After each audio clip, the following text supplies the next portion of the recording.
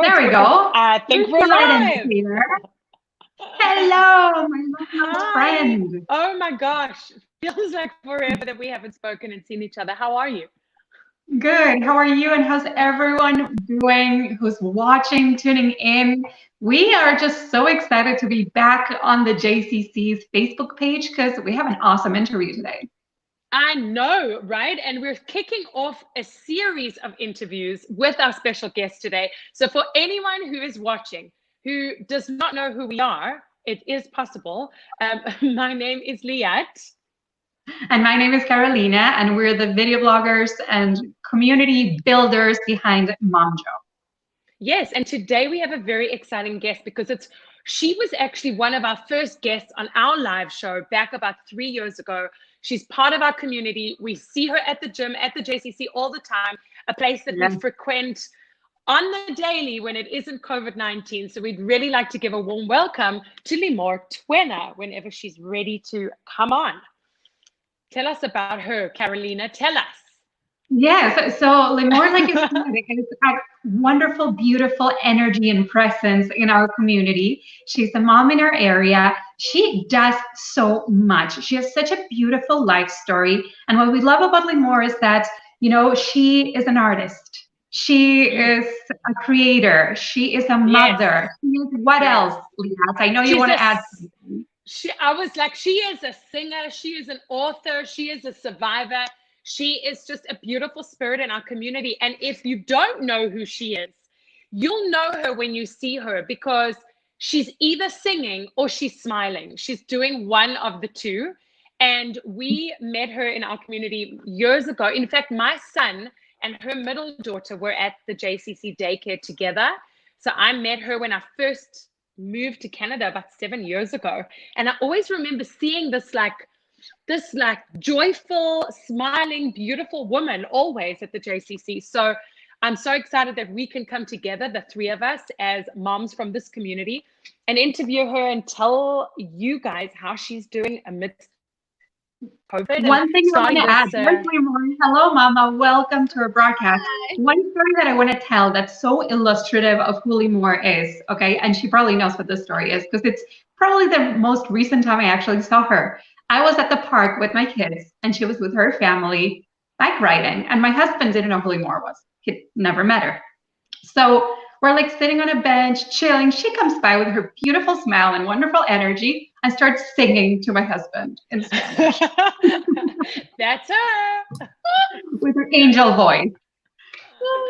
Oh, that's so funny. We all have a story about you, Limore, where you are singing in some way, shape, or form. Welcome and thank you for joining us today. Oh, thank you so much for having me. It's such a great honor, and I love you guys, and I love what you do for our community, for all the moms out there, and your creativity and thinking every day about things that are relevant to moms, and it's like you have this endless pool of inspiration. I don't know where you get it from, but you have content and content and content that is so funny, relevant, moving, exciting, and I love everything that you do, and I watch and follow everything. I'm a big fan. Listen, you are too sweet, and we love your words, but the compliments are supposed to go your way today. That's so oh my goodness, that meant the world coming from you. That really meant the world coming from you, because if you didn't hear before you came on, we were singing, literally singing your praises, because you have been such a consistent shining light in our community. Like, we literally all live within blocks of each other, and we frequent the JCC so often. And so when we came together with the JCC to start this initiative of highlighting very, very special moms in our community and doing a weekly live on a Thursday afternoon, it was a no-brainer.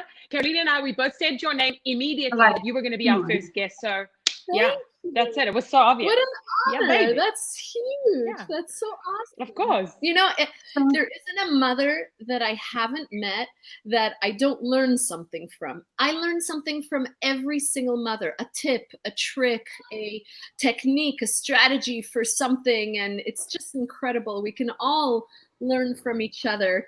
And 100%, so especially in times like this, when we're all like cooped up in our homes, I feel like really like conversations like this and just small exchanges between friends, or, you know, online meetups, or just all the information that's coming around and being spread out by women and moms, I feel like we're becoming better people. Just like during this quarantine period, for some reason, I feel like we're all learning from each other, like you say. Yeah, I hope so. I hope that's the case, because it's definitely, this is the time to do it.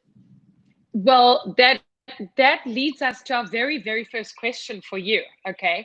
And that is, how have you been dealing with what's been going on? The quarantine, the COVID-19, being at home with your girls. Tell us, and of course your husband, tell us how you've been coping with all of it. So, you know, I found that I was a lot more stressed out and anxious in the beginning, before I knew 100% how this is going to roll out.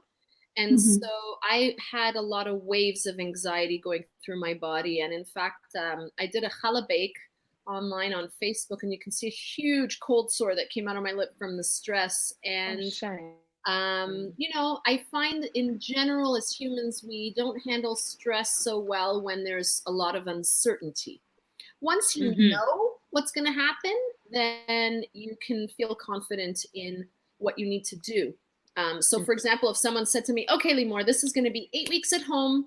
You're going to be okay. You're going to have food. You're going to have to wash your hands a lot, but you know, you'll be okay and your loved ones will be okay. Then you can sigh of relief. But that wasn't the case. Nobody knew what was going on and how it would roll out and how long it's going to happen. And I know some people that were affected. We had somebody that is close to us that had COVID and landed in the hospital. So it's a stressful time. But if you look at my nuclear family, we're okay. You know, my grandfather is a Holocaust survivor, and I always used, you know, I was thinking to myself, what would he say if he was alive? And he probably would have said, I've been through worse. And I just try to remember him and remember that nobody's knocking down my door. This is not war. We do, I mean, it is a war on a virus, but I don't have soldiers at my door. I'm not running away with my belongings. I'm not in danger per se.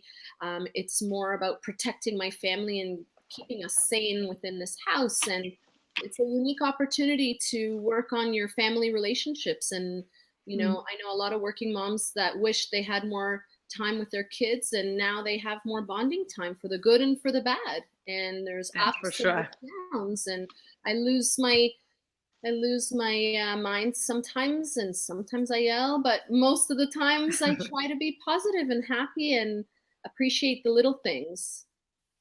You know what? The way you speak and what you're saying resonates so much with me, and I'm sure with Leah too, because it has been such a tough time. There's been so much thrown our way. And I feel like we all have those low moments and those really high, beautiful moments throughout this whole quarantine experience. You seem to have the right perspective, though. You were just saying that you're not in a war, that it's all about perspective. It's all about the fact that this hopefully is going to pass. Of course, it's affected a lot of people we know or love, and we're hoping it's not going to do it anymore. But you're a ray of sunshine. The words that come out of your mouth seem to be, you know, sort of rolling in the right direction. And the question is, have you always been like this? Have you always had this perspective of life and what really matters? So I would say that in general, I've always been a positive person, but I feel like the challenges that I've faced in my life have intensified my perspective of positivity. And the whole idea of aggressive positivity was born through my challenge with cancer. And before that, I would say I was a positive, happy person. But going through that challenge, I made a conscious decision to go through my challenge in a different way. And I created a methodology for myself so that I could get through it with more joy rather than pain. Love it. Wow. Okay, so I mean, we were going to go straight there, and you've basically given us that segue. So if you don't mind telling us a little bit more about where you're at right now, I would say mentally, but also physically. You look fantastic, and we hope that you are feeling as good as you look. And we just want to know how you're doing, because, yeah, that was obviously a massive shock. You're literally one of us, so we feel it. So for whoever is watching, our viewers, and for those people who don't know me, I'll give like a very brief background. Thank you. I'm 43 right now, and just shy of my 40th birthday, I got diagnosed with a locally advanced breast cancer that had spread to my lymph nodes. And they weren't sure if it was, they thought it was in my bones and in my liver. And it was a very, very difficult time, to say the least. And I needed to go through at least a year of treatment. All the treatments that are available, I had to go through. And it really rocked my world. And I spent 3 days crying 24/7. And then I realized that if I continue doing that, I'm going to, it's going to be a really hard road. And so I made the conscious decision to look at it differently. So I started to tell myself, I'm not sick, I'm healing. I'm healing, I'm healing, I'm healing, I'm healing. And when I went to my second appointment with my doctor, so they gave me the news and then they let me go home. They don't bombard you with all the information at once. When I came back for my next meeting with my doctor, I said to her, I don't want you to tell me anything bad. Only tell me the news. I don't want to know recurrence rates. Don't tell me the survival rates. I don't even want to know the proper names of the drugs you're going to be putting me on, because I don't want to Google the side effects. I want to know all the information that I need to know from you and sources that you direct me to, but I'm not going to be Googling too much, because there's too much info out there and it's not specific to me, in my case, my particular situation. And she went along with it. And I really, it helped me tremendously to have that kind of a perspective. And I don't know if you want me to go into a little bit about aggressive positivity. I have a 2-minute version that I can share with you guys. Absolutely. 100%. It's coming up in the questions.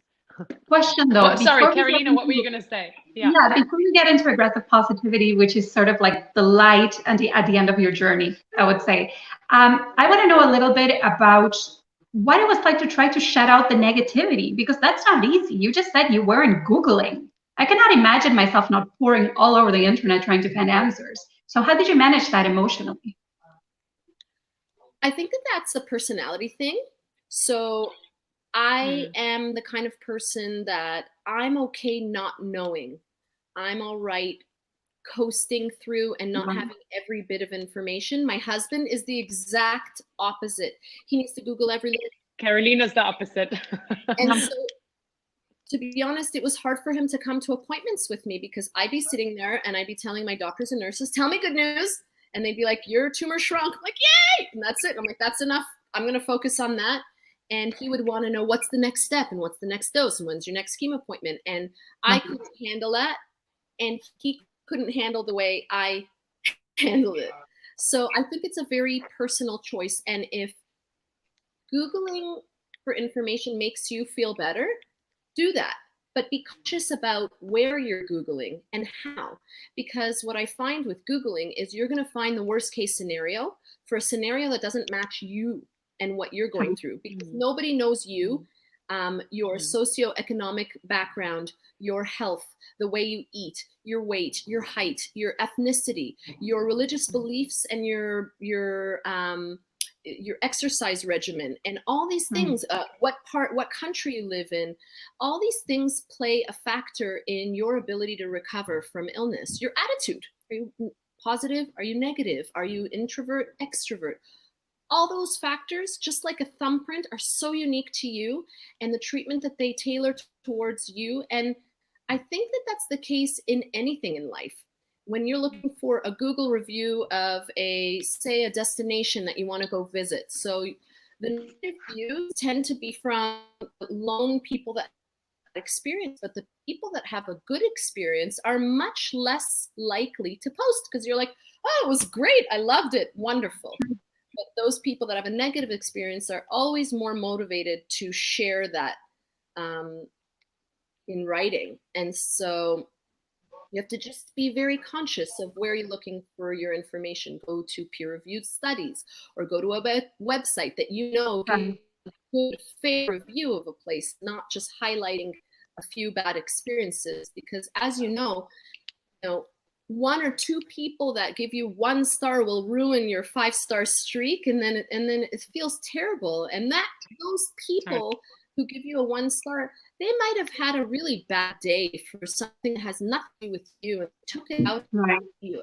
1 star because they can't yell at their husband and they can't yell at their kids, so they yell at the internet. So Dr. Google is a total bummer. That's so true. Moral of the story. That's funny. I'm getting a bit of a delay here. Is it just me, or is it the three? I'm getting it too. It's just me. Oh, you're getting it too? I was okay. Is there anything in the? Okay, great. Is there anything in the chat? I can't see the chat from our friend Dan about this. You're back now. For me, everything's great. Beautiful. Let's hope that we can stay on track. Yeah. Carolina, I think you asked a very poignant question, because especially in this day and age with social media, we are so bombarded with, whether it's news or just people's feeds that seem so perfect. It's a common discussion as to like how much of it you actually really want to see, or how much of it is just in front of your eyes and you can't get away from it. So I think that's a really good point, Limore, that you have to be very, very conscious of the kinds of content that you're actively seeking or just letting into your, your mindset and your view. So I know when we spoke last, you were telling us way back when that you wanted to write a book, and you were doing a documentary, and you were singing all over the place and doing your album. I mean, you've done so much in this time since we last spoke. I'm going a little off script here, but the concept of aggressive positivity, like you introduced to us, we want to hear about it. And then we also want to know, like, did it all come from that journey that you were speaking about, and where are you at with it today? So it definitely emerged through my journey of breast cancer. Definitely, it was a life or death situation. It needed a life or death type of strategy. And what I discovered after kind of putting it in words is that it can be applied to more everyday situations, and not necessarily only health challenges. And I decided to write the book because I wanted to help even just one person get through a difficult challenge, or even make someone happier or more positive for 5 minutes. Then I will have achieved what I set out to do, because I found that anyone that got diagnosed with anything, people that were having any kind of challenge, even financial troubles, I would get messages in my mailbox. And this has been going on for the last 2 years. And I felt that a book was a much more efficient way to reach more people in a way that is tangible, they can take with them, refer back to it, because conversation, I can get you in a certain state of mind with a conversation, but that's fleeting. It's not lasting. And I needed something more concrete. And aggressive positivity involves not just your mindset, but taking action. And the action part is more important than the thoughts. Wow. So I'm jumping in again. Sorry, Carolina, but go for it. I'm going to get my husband to stop screaming on a business call while we're doing this call. I don't know if you can hear him. No, I can't hear. I just wanted to know. How long do we have? We have about another 20 minutes. So, so we would love to hear a little bit more about the aggressive positivity. And and so if you can give us you said you had a short pitch and explanation about it, that would be amazing. So that you can apply the principles without reading the book. It is available on Amazon.ca right now in paperback and digital format. And it's doing really well on the Hot 100 charts. But my goodness, wow. Here's a version of the concept. So when you're faced with an aggressive challenge, you have to go through the regular steps of shock, denial, anger. You need to allow those emotions to go through your body so that you can reach acceptance. And once you've accepted your challenge, that's where aggressive positivity comes in. The first step is flipping your mind. So in my case, I told myself, I'm not sick, I'm healing. I'm healing, I'm healing, I'm healing, I'm healing.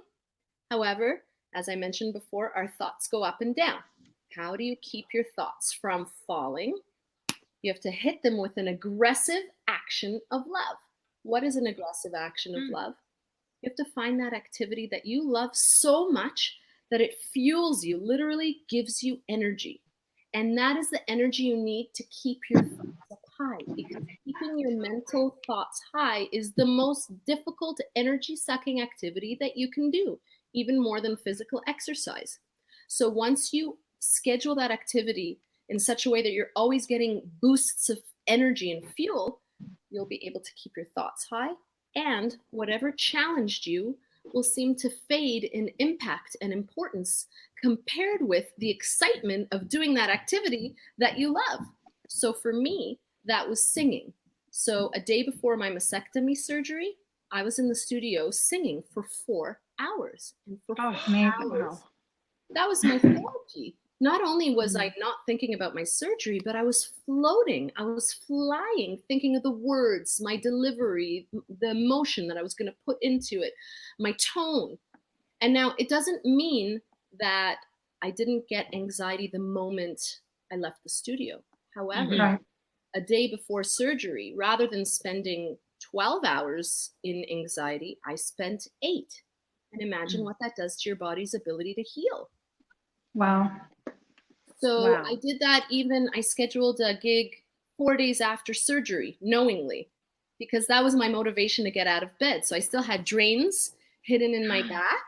And I sang at the JCC at Israel Day. I sang a tikva, and I was on all kinds of painkillers, but I sang. And that was my way of kind of getting out of bed. And the last step of aggressive positivity is deflecting negativity. How do you do that? Well, there's, first of all, negativity inside our own bodies that we carry, and we need to take care of that. One of the strategies I used was writing a list of every person that I had perceived had wronged me and that I carried with me. And my list was surprisingly long. Boyfriends that cheated on me, bosses that fired me, you know, but the list can be endless. The endless little everyday things that happen to us as humans, I was kind of carrying, like, oh, that happened to me, that was terrible. Oh, that happened to me, that was terrible.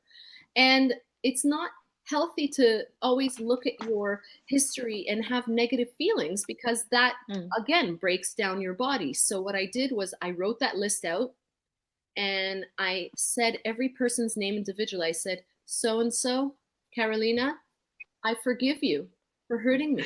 What did I do to you? But I thank you for teaching me about being passionate. I thank you for changing my direction. I thank you for leading me to the next friendship. And I learned from you what I want in a friendship. And not everything negative has a negative overall effect on your life. In fact, if you look back, everything negative led you to the positive.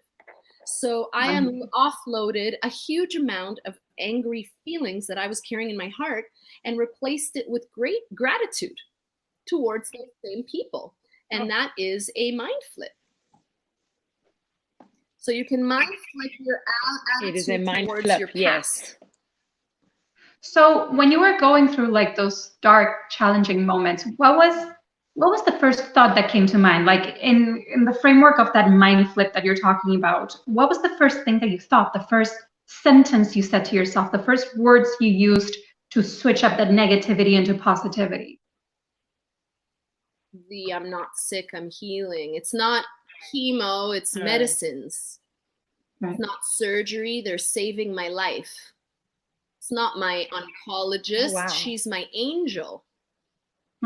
Wow. So every time I see my doctor, I'd see an angel who's going to save me, who's guiding me.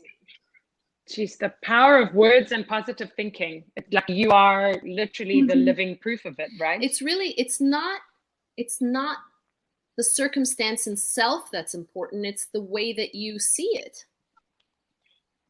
Mm-hmm. Mm-hmm. And you still see life the same way. Yeah. Even after. Yeah, I get reminded. I'm watched very carefully by my doctors, and every time I walk in the hospital for one of my checkups, it's like ground zero psychologically. It's kind of scary, and I have to talk myself out of it. And sometimes I suffer a psychological setback for a day or two. I kind of come to expect it, the day before I have a mammogram or a test. It's flashbacks. I have a little bit of PTSD, but I manage it with my thoughts, and sometimes you gotta say, okay, I'm human. I'm gonna have a bad day before one of my tests because I'm gonna be nervous about it, and that's okay. I wouldn't be human if I didn't have those kind of feelings. Wow. So are you still doing the music and the singing? I can't imagine you're going to say no, but because it was such a big part of your journey, even before you had this health experience, I don't know like what words to use. I'm trying to use positive and uplifting words, but tell us where you're at with your singing journey, because I remember you were like in Israel and you were singing and being interviewed by like news in Israel, and then coming back here and doing shows. So I know you did an album. Tell us where we can find your stuff and what you're working on now. I did complete an album throughout my treatments, and I released it. And then I did a concert at the Mod Club. And then about half a year later, I did a concert in Tel Aviv. And both times I raised a lot of money for different charities. And it was so incredible. And I filmed 2 videos during that time. And my most recent video I released in November called Oleshe, which is a hilarious, amazing story. I wrote a song on an Uber drive with the cab driver. We loved it. It was so fun. It went viral in Nigeria. My driver was Nigerian, and he's Nigerian. And what I learned going through everything I went through is that you can elevate everyday moments to something extraordinary if you just imagine it. So you would think an Uber drive is just an Uber drive, but my driver, I sensed he had a Nigerian accent, and I started to sing to him a Nigerian prayer. Oreti baba she ojo miloju. And he was like, what is He must have been like, what? He freaked out because I don't have an accent either when I sing in Yoruba. And he shared with me that he dreams of being a singer. So I told him, let's sing a song right now. Oh my goodness. It's so you. It is so you. It's right? She will sing to anyone. She will sing with anyone. It's wonderful. I love it. Okay, so can you just sing a little snippet of the song? Because I remember loving it. It was very catchy. So I said to him, let's write a song about you, how you can do it if you just believe in yourself. How do you say everything's going to be okay in Yoruba? And he said, we say, Borisoke. So I said, awesome. Turn up the beat. So I found a beat on YouTube, and on his phone, he played, and I started singing, Borisoke, Borisoke, Borisoke, Borisoke. And he started to sing, Oleshe, Oleshe, oh my gosh. Oleshe, Oluwade, Oluwade, Oluwade. And next thing you know, we had a song. And how long was the Uber ride anyway? The Uber ride from beginning to end was an hour, but I recorded the songwriting conversation, which was 20 minutes. Amazing. Wow, what a beautiful story. Unbelievable. Okay, so that sounds amazing. And we have to ask the JCC, and we will share on MOMJO as well. We need the link to that song. We need to share it, because it just, you like feel that we were like feeling the vibe, loving it. Our South American and South African roots were like loving those beats. So we would love to hear more of that. That's brilliant. America's Got Talent shortly after that. Yes. What happened with that? Oh, I remember forgot that. about I didn't make it to the next round, but it was the most incredible, wonderful experience in my life. It was so Oh, good awesome. for you. Yeah, it was just fun. Wow. And Oh my gosh. yeah, And you can just Wonderful. say you've done it. Tick it off the Yeah. bucket list. That's it's just fantastic. one of those things. Like I'm not sure that I'm the right musician for that platform, because they do look for more, like they want jugglers and ventriloquists, and they have tons of singers. But like Right. they had a guy on that I sing "Time to Say Goodbye" a lot by Andrea Bocelli, and then I saw an audition of a guy who sang the guy's part and the girl's part, who won Philippines Got Talent, and he was insane. So how can I compete with that? But it wasn't the point. Right. No, I wanted that's to so do amazing. it, and it was. I just thoroughly enjoyed myself. I got a line bypass, which is crazy. Which basically means that the producers kind of Oh, wow. selected me to be pushed ahead. So I didn't wait in the lines, which was very fun. So to me, it kind of meant that, a group of talented producers recognized my talent. It wasn't enough, but it's all good. It was enough to skip the line, Limore. That's pretty awesome. So that's cool. I'm happy with that. That's That's enough for me. And really, I'm just happy to be alive. I'm happy to be with my family. I'm happy to be able to live and learn and be a part of this incredible community and everything that it has to offer, and do my part. We all have a story to share, and I'm hoping to inspire those around me to tackle their challenges with light and love and share their journeys. And everyone has their own way. Aggressive positivity is not for everybody. And everyone will adapt and take pieces of it that they like and that suits their life. Just like any tip that I've ever heard from any mom, I try it with my kids, and sometimes it works and sometimes it's an epic fail. Absolutely. Tell us, let's get a little philosophical, speaking of aggressive positivity. Do you think, and this is interesting because you always cite that positivity as one of the reasons why you made it through your cancer journey, right? Why you came out on top. Do you think positivity can really turn your future? Can it turn events? Does it have that ability in your eyes? So I don't believe that just using aggressive positivity, you can change a cancer diagnosis from positive to negative. No. I don't believe that it has that power, but I do believe it has the power to improve the quality of your life while you're going through the treatment. So I do believe that it has the power of uplifting and allowing you to enjoy your life in whatever form that is. Even in the most darkest times, there can be moments of light. And if you can increase that light, then it doesn't feel like you're going through something as difficult. And so yes, I had cancer. Yes, I went through chemo, radiation, a mastectomy, needles, blood tests, every test you can imagine. But I turned a CAT scan into a fun scan. I made lots of jokes during my test. I had a man, while I was sitting at one of my scans, an elderly man, I heard him wailing while they were trying to get the IV in his arm. And it was the third time that they had tried and they kept missing his veins. And I said to him, would it help you if I sang your favorite song while they're trying to do what they're doing? And he said, yeah, I would love that. And I said, well, what's your favorite song? He said, I like the classics. So I started to sing to him, somewhere over the rainbow, skies are blue.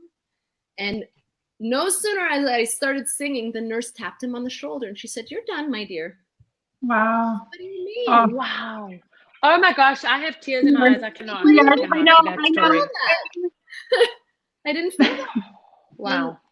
The nurse said to me, I wish you could stay here and do that for all the patients. And sometimes distraction, sometimes we find ourselves in negative situations like needing chemo. You can't escape the chemo chair, but you can try and distract yourself while you're in the chair. And music is a great way. Put in some earphones, Sudoku, coloring, watching a movie, comedies, As much as I could, I took myself out of negative situations, whether it was friendships that were heavy or negative. But sometimes you can't remove yourself from a negative situation. You have to go through it. So you're left with the distraction as a technique to get through it. And there's nothing wrong with distracting yourself. Wow. It's almost like doing la la la la la. Hello. I really What want about negative people? What about people who come up to you and say, you know what, I went through a cancer journey, for example, and I hated it. It was garbage. It was a horrible time in my life. How do you see positivity in this? Do you ever get faced by skeptics, by people who just don't buy positivity as much as you do, or to the degree that you do? There always will be skeptics, and I think that they play a really important role in testing us to see if whether, you know, it's for real. Anytime I tell someone about an idea and they shoot me down, if I back down because of that negativity right away, then maybe it wasn't a great idea. Maybe I wasn't meant to go that way. But my experience is that anything that I truly believe in, it doesn't matter who doubts it. I believe it so deeply in my core that I move forward, and I'm not going to please everyone. And as I mentioned before, aggressive positivity is not for everyone. And I'd rather build something like aggressive positivity with the haters rather than not have it at all. And the haters actually make me question and look at, oh, maybe I need to rethink this, and maybe I didn't think of a particular angle, and maybe I got to rethink that and reformulate and go back to the drawing board. And nothing wrong with that. That's great. It fuels me even more. If someone said to me, that's crap, I don't believe in it, I'll say, that's very valid, and maybe you can share with me a technique that you found helpful, because maybe that'll help some of the people that don't find aggressive positivity helpful as well. Maybe you can help. You want to partner with me. Maybe you have something so wonderful to share, and I want to know that, because I don't know. You throw that positivity and that love right back at them. Yeah. Okay? I mean, really, truly, everybody, I believe that everybody at their core is doing their best. And maybe within the tools that they have, they couldn't flip it around. Maybe they didn't have a good support system. Maybe they didn't have the biology, the natural. Some people are born happier. Maybe they were born in a less happy state to begin with. So they had a higher mountain to climb. So they had a harder time. So, well, I'm going to be mad at that person because they had a harder time? No, let me try and help them. Let's see along the way what it is. You know, I had people say to me, but I'm not like you. What can I do? And I said, then you can try, even for 1 minute. Try for 1 minute to have positive thoughts. 1 minute. And then maybe tomorrow I'll ask them to have 2 minutes of positive thoughts, because you can't expect a hyena to be a giraffe and a giraffe to be a lion. Everybody is who they are. Everybody is who they are, and they deserve their place in the jungle, and they have their role to play. And humans have that same, we have that same structure. The naysayers, the people that encourage us, everyone plays a role, and I accept it and I take it all. That's beautiful. Gosh, we could just listen to you all day. And of course, Mother's Day is coming up, Limore. We know you have 3 beautiful girls. Yes. I think when it comes to they are really special. Let's not kid. They are beautiful. What I was going to say is when something like Mother's Day comes up, or birthdays or anniversaries or holidays and whatever, it really makes us reflect on where we're at in our lives, especially where we're at with our kids, something like Mother's Day. So coming up to Sunday, what are you hoping your legacy will be for your kids when they're our age? You know, I hope to give my daughters confidence. Because when you're confident, then you can achieve anything you put your mind to. And confidence and kindness goes a long way.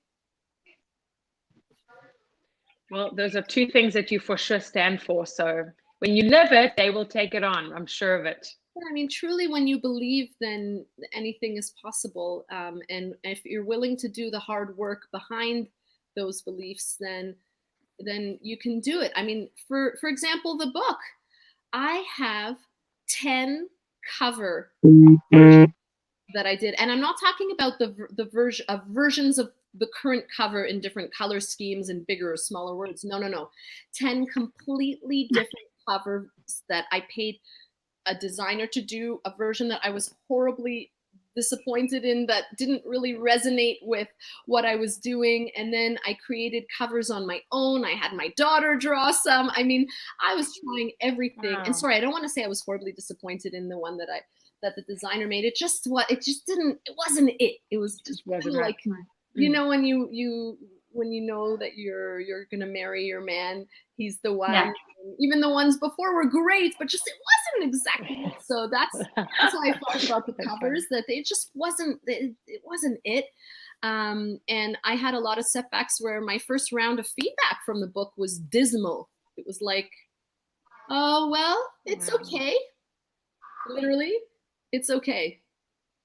Wow. Yeah, and I thought, and that was after a year and a half of working on it, and I thought, or 2 years of work, and I thought, oh my God, is it worth putting out there if it's just okay? And here's a situation where I got feedback that was negative or constructive, and it could have stopped me in my tracks. And if I didn't believe enough in the book, I would say, okay, I'm done. This is not worth it. But I felt so strongly that it is worth it. So after I got over it, and you know, because it was my life's work, my soul's work out there. It's like my heart on a plate, you know. So once I got over that, over my own ego, I thought, oh my gosh, there is some really important feedback here, and I got to look at everything that is being said, and I got to address every question and decide for myself whether I agree with it or don't agree with it. And if I agree with the feedback that needs to change, I got to relook at it and rejig it and solidify and edit and remove and put in things that are necessary and remove things that are not. And that was my hardest work, is saying goodbye to pieces that I was emotionally attached to, but had no place in the book. So I edited and continued. And then once I got over my ego enough to do that work, then I just went full force. I'm just like, okay, let's pound it. And it helped me also accept criticism in every area of my life a little bit better, because we're here to grow, and I'm not perfect. I'm human. I have human feelings. I get disappointed. I get fearful. I get insecure. I get envious. I get all the feelings that we are embarrassed to admit. I get them. They come in my head. They come in my heart. But that's where aggressive positivity comes in, is I try and flip them. I acknowledge that they're there. I say, thank you for coming in my heart. Now I know that I am a human, and now it's time for you to go. And here's what I'm going to do with that feeling. So your book sounds like a true work of love. Can't wait to actually check it out. We got the Coles notes today. But where can people find it? You said Amazon? Amazon. It's on a paperback Kindle version, and I'd be so happy if you could leave reviews if you read it and let me know what you think. And and it is there going to be an audiobook version more? Is there going to be an audiobook version where you read it out? I just had my husband bring home, he has one of those Snowball USB speakers that you can properly, in high quality, record your voice. I'm going to use that to record an audiobook, because there's a lot of people that are visually impaired that I feel would benefit from hearing some good messages to help them get through. Absolutely. For the visually impaired, and for those who want to take you in their ears when they go working out or something, and it's literally my next step. Want to read it. So yes, I love that. And you could also make some musical interludes, right, in between chapters. Yes. I actually recorded a song in my closet for a feature film last week. That's very cool. Isn't it amazing how we're like just managing to do the things we were planning or should have done, even though COVID is happening? You recorded a song. Carolina and I recorded a song separately in our bedrooms and then filmed them inside and out for our latest parody. So it's so amazing. Anything can happen. Anything can happen. You guys are so amazing. I don't even know how you think of all the things that you think of. You're so I don't know either. So incredible. Yeah. So a lot of good things. I also I'm going to be putting together an aggressive positivity workshop. I did a test run today with my cousin Maya Kramer in Israel, and we had people joining from New York, Israel, and Toronto on a Zoom call. And I walked 14 people through the process of actually taking a challenge that they're facing and flipping it, and then creating some aggressive actions of love. And I just wanted to mention something. Why did I choose the word aggressive? And the reason is because our challenges hit us aggressively. And you have to hit them back just as aggressively, if not more, if you want to overcome them with light. Wow. That's beautiful. Amazing. Okay, so what was I going to say? I was going to say, this is the first of a series of 6 shows that we're doing to highlight the most amazing, not the most amazing, but some of the most amazing moms that we have in this beautiful and special community. So Limore, tell us, as you kick off this Mother's Day special, what are you planning to do on Sunday with your kids? I'm planning on doing everyday things like go for a walk. That's it, right? These days. But you know what? Just being able to spend that time with my kids, it's precious. With everything that's going on, I'm appreciative to be here. 3 years ago, all I prayed for is that I would be alive to see my children another year. And here I got it. And I'm reminded every day that we're so blessed, and we're so blessed to be able to be moms and influence the next generation. I'm always amazed at how I'll teach my kids something, say, singing wise, that took me 43 years to learn how to put emotion and the right tone. And I'll teach them, and that's their starting point. That's where they're going to start their singing journey. And mine 43 years later is where I got to. So they are going to take anything that I teach them and explode it times 1,000. And it's quite amazing to watch them do that with anything that we teach them. And for this Mother's Day, I just want to wish all the mothers out there, I want to send them a tremendous amount of good energy and vibes and strength, and know that you're not alone. And we have an incredible community out here. And if you want to reach out to me or to Liat or Carolina, we're all here for you. We all go through what you go through, and we love you, and we thank you for the efforts you put into your kids, because your kid might be my kid's husband, wife in the future, and it's the good work and values that you're putting into them that I'm going to benefit from, and my child will benefit from, because you took the time to discipline your son and make him a human, so that he's going to be a good dad to my grandchildren one day. So thank you. Yes, Mom. Oh, guys, you just led into a very deep thought. Moms are the original influencers. Yes. Yeah, there we go. I'm gonna leave you with that. Love that. Thank you so much for your time. Welcome. Thank you for having me. Thank you for this opportunity. You guys are amazing. Thank you so much. We really enjoyed our chat with you today. And before we go, and before we let you go, we need something from you and from everybody else watching. Yeah. We are putting together a special sweet project with the JCC that we're going to unveil this weekend. And we're trying to get short videos, 15, 20-second videos of people speaking about a special mom in their lives. It can be an actual mom, biological, or a special female figure. And we would love it if you, Limore, can spend 20 seconds just sending something over to us. And everybody else who's watching today, we're going to leave the link in the comments below. Okay. And we would love to get your little videos. We're doing nominations. We're just putting out beautiful nominations of special women. May I ask if you can share the link for where people can get the book, as well as my Limore music and positivity of definitely 100%. Instagram, so that people 100%. can find me. Thank you. I would love to. Beautiful, of course. Video. Thank you, Mama. Awesome. Thank you so much, guys. Beautiful ladies. I love you. You too, babe. Bye. Bye. Okay, we're alone, are we? There it Thank is. you everyone for watching. There it was. A wonderful time. My kids are screaming in the background. You can probably hear them. That's our cue to take off. Until next week, we're going to do this again, right? Do this again with another special guest. We're going into something totally different next time. We'll leave it as a surprise for next week. Thank you so much for watching. We will leave all the links below, but we need your videos for the Mother's Day special. You can either DM them to @FindingMomJo on Facebook or Instagram, or straight to the Schwartz Riesman Center. 15 seconds of you holding your camera, telling us about one mom in your life that makes you feel really, you admire her so much and you love her so much. So we would love to put something very special together for all the mamas in our community. Thanks for watching, guys. Bye.